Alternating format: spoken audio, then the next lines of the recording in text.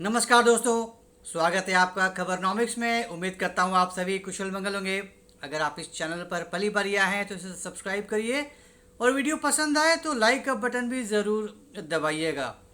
आजकल का माहौल इतना ज़्यादा गर्म हो रखा है, ये हम सब जानते हैं। पहलगाम टेरर अटैक के बाद तो भारत जिस खूंखार मोड में आ चुका है, उससे पाकिस्तान के जनरलों की, आर्मी चीफ के की मतलब किसी की भी बात कर लीजिए, सबकी पतलून गीली हो रखी है। बोलने को तो वो कुछ भी बोल दें।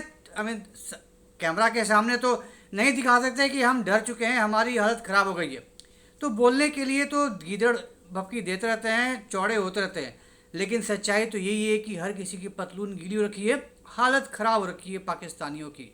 अब कल एक स्टेटमेंट आया पाकिस्तान के इंफॉर्मेशन मिनिस्टर अताउल्ला तरार का कि भारत अगले 24 से 36 घंटे के अंदर अटैक कर सकता है, मिलिट्री अटैक हो सकता है।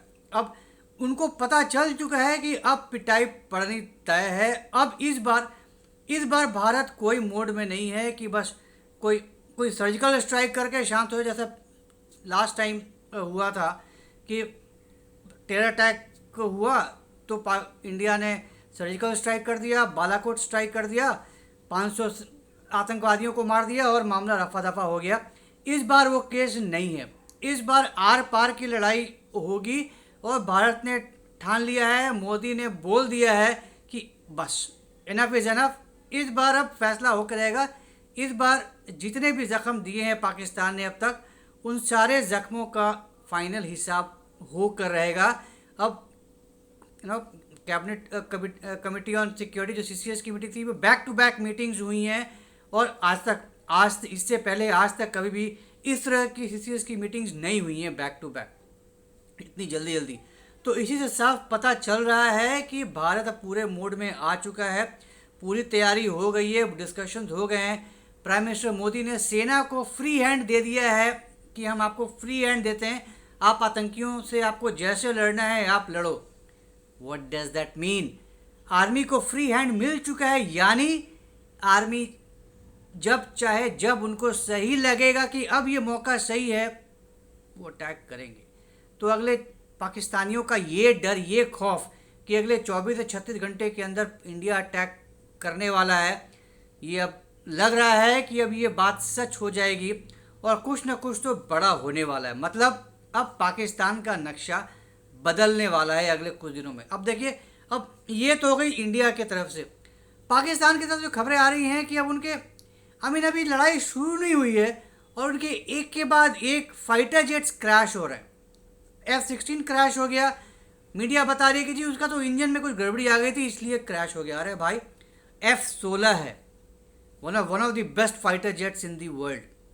ऐसी आज तक इससे पहले कोई खबर नहीं आई कि इंजन में गड़बड़ी आ गई और F-16 क्रैश हो गया, गिर गया। आज तक दुनिया से कहीं भी ऐसी खबर नहीं आई। पाकिस्तान में ही, वो भी इस टाइम पे ये खबर क्यों आ रही है? J-17 जो चाइना से लिया था वो भी क्रैश कर गया। अरे भाई, तुम एक्सरसाइज कर रहे हो या क्या कर रहे हो? पाकिस्तान भी अब एक्सरसाइज कर रहा है ना, तरह तरह की एक्सरसाइज कर रहा है जहाँ तहाँ पे, वो भी गिर गया। एक और खबर आई, एक मिग का, वो भी क्रैश कर गया। उसके बाद एक और खबर आई, एक दूसरा एक प्लेन था इनका, J-10 या कुछ ऐसे प्लेन था, वो एक्सरसाइज के टाइम वो क्रैश कर गया। अरे यार, तुम्हारा अभी तो लड़ाई शुरू हुई ही नहीं है और तुम आपस में ही उस लड़ाई के पहले ही इतने सारे तुम्हारे फाइटर जेट्स बर्बाद हो रहे हैं, क्रैश हो रहे हैं, इंजन में खराबी आ रही है। असली लड़ाई शुरू हो जाएगी तो क्या करोगे भाई? हमारे लिए भी तो कुछ छोड़ दो ताकि हम आके तुम्हारे प्लेन्स को उड़ाएं। बेचारे हमारे एयरफोर्स वाले फिर क्या करेंगे, किसको उड़ाएंगे? थोड़े बहुत तो अपने फाइटर जेट्स बचा कर रखो। तो F-16 तक तुम्हारा जब ऐसे ही इंजन में खराबी होने से गिर जा रहा है तो बाकियों के क्या कहने? डर के मारे S-400 इंडिया ने लगा तैनात कर रखा है बॉर्डर पे। उसके डर से आधा F-16 का जो स्क्वाड्रन है वो भेज रखा है, ग्वादर के पास छिपा रखा है कि उसके रेंज से बाहर करो भाई। अभी सारा का सारा एक साथ हम नहीं डाल सकते हैं सामने में, सारा का सारा फ्लीट हमें एक साथ नहीं उड़ाना। तो आधा उन्होंने उड़ा दिया है वहाँ पे। अब खबर आई थी कि हमारे जो एक इंडियन है डिप्लोमेट वो गए थे तालिबान में मिलने के लिए।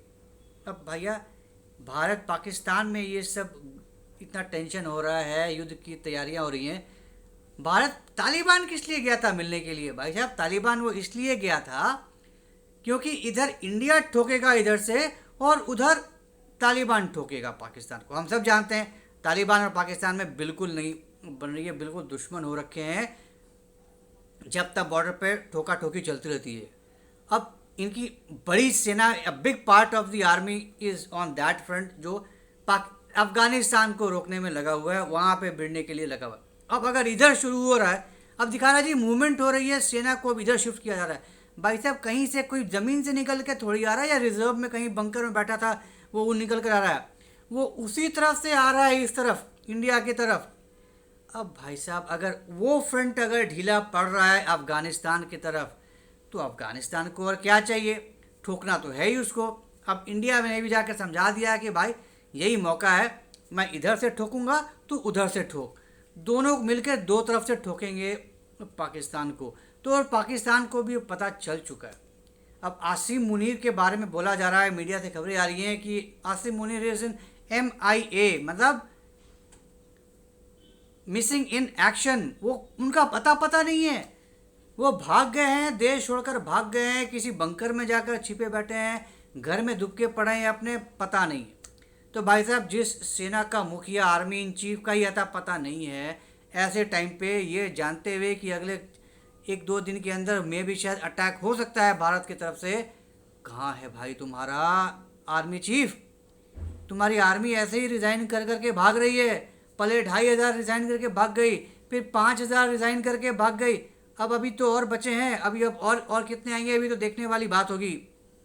तो बिना अभी जंग शुरू हुए ही तुम्हारे आर्मी की हालत ख़राब हो चुकी है, उनकी पतलून गीली हो चुकी है, अब उनकी पॉटी सटक गई है।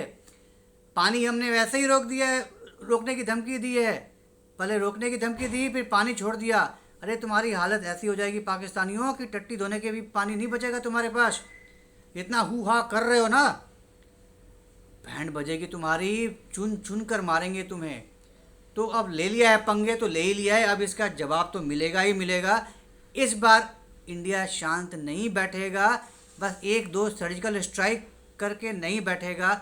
इंडिया ने पूरी दुनिया को बता दिया है। अरे तुम्हारे मेजर जनरल ने खुद एक्सेप्ट किया है कि हमारे मुजाहिदीन गए थे वहाँ पे कश्मीर में, उन्होंने ये कांड किया है। तो जब तुम खुलेआम ये एक्सेप्ट कर रहे हो कि तुम आतंकवादी अपने भेजते हो इंडिया में, राइट, इस्लामाबाद ने भी कबूल किया कि हम आतंकवादी भेजते हैं, टेररिस्ट अटैक में हम TRF जो जिसने ये लिया था जिम्मा की हमने किया है, इस्लामाबाद ने खुद एक्सेप्ट किया था कि हम सपोर्ट करते हैं TRF को।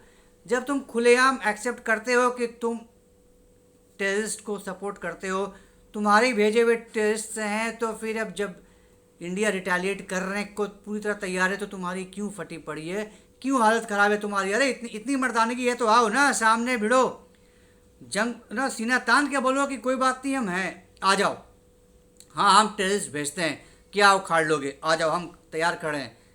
ये घुस गई अंदर, अब इनकी हालत ख़राब है। वो जी अगले 24 घंटे में अटैक कर देगा, जी अगले 36 घंटे में अटैक कर देगा। बेटा 24, 36, 48, 72 घंटे वो तुम घंटे गिनते रहो, तुम्हारा काम है अभी घंटे गिनना, और अपनी ज़िंदगी के घंटे गिनते रहो कि अब तुम्हारी ज़िंदगी के कितने घंटे बचे हैं, क्योंकि अब काउंटडाउन इस तरह से शुरू होगा कि अब मेरी ज़िंदगी के कितने घंटे बचे हैं, मेरे परिवार का क्या होगा, अब पाकिस्तान का क्या होगा। अब ये सब सोचो, अब ये सब सोचने का वक्त है।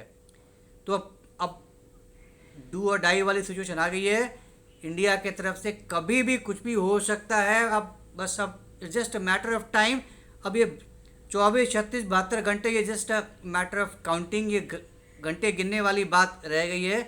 बात तो ये है असलियत कि अब पाकिस्तान का नक्शा बदलना तय है, पाकिस्तान अब निस्तो नाबूद होने वाला है, बर्बाद होने वाला है। तो जैसा बोगे वैसा पाओगे। तो अब तुमने बो चुका है, बो दिया था तुमने जितना बोना था, अब फसल काटने का टाइम आ गया है और भारत फसल काटना शुरू करेगा, तो कटने के लिए तैयार हो जाओ। तो ये थी जानकारी आज इंडिया के रिटेलिएटरी एक्शन के बारे में, पाकिस्तान की जो फटी पड़ी है उसके बारे में ये जानकारी। तो लेट्स वेट एंड वॉच कि अगले कितने घंटों में ये ऑपरेशन शुरू हो जाता है पाकिस्तान के सफाया का। तो उम्मीद करता हूँ आपको आज की ये जानकारी पसंद आई होगी। तो अगर ये कंटेंट पसंद आया तो हमारे इस वीडियो को लाइक करिए, शेयर करिए और हमारे चैनल को सब्सक्राइब ज़रूर करिए, बेल आइकन भी ज़रूर दबा दीजिएगा। तो जल्दी मिलेंगे एक ऐसे नए इंटरेस्टिंग वीडियो के साथ। तब तक के लिए जय हिंद, जय अखंड भारत, नमस्कार।